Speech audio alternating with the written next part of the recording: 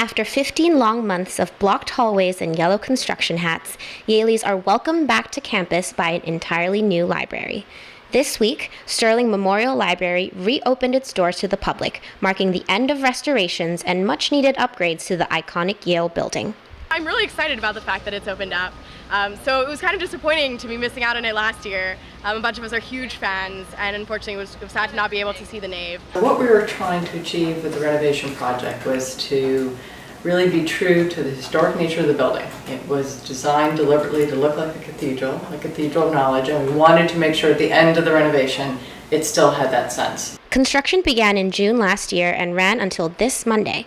The project was made possible due to a $20 million donation made by Yale alumni Richard Gilder and Lewis Childs, with the greater aim of enhancing the library's original beauty. All of the stonework in the entire nave was cleaned, and underneath what emerged was this mixture of limestone and sandstone, providing the sort of difference in colors that was never apparent before when it was just covered by black. I like the brightness of it all too. Yeah, it's much crisper looking, cleaner. The newly revamped nave boasts an array of new features, most notably a brighter skylit seating area for visitors. It's really beautiful.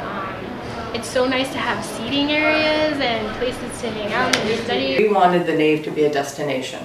We really wanted it to be a place for conversation, for a destination that you'd actually come to the nave and you'd meet people there. A main theme in the restoration was to allow more access for students and members of the Yale community. This ideal can be seen in the reimagined circulation desk and stack tower entrance. And when the library was built in 1930, students were not allowed in the stacks.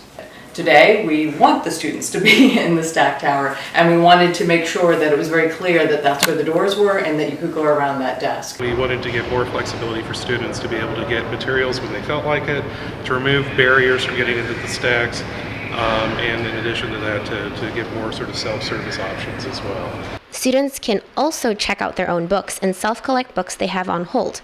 Library services, too, have become more streamlined. Before the renovation, there were 3 points of service in the nave. Now we have one desk, so the idea is one-stop shopping, one place to go for help, and the staff at that desk are ready to serve you in whatever way possible. Project managers highlighted that some of the changes were more subtle. The library now has air conditioning as well as newly upgraded heating and lighting systems.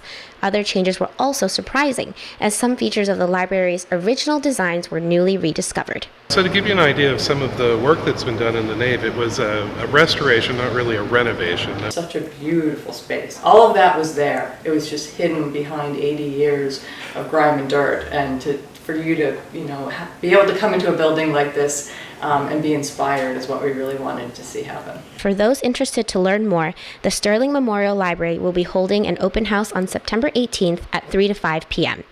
For YTV, this has been Steffina, Yuli, and Michael Leopold.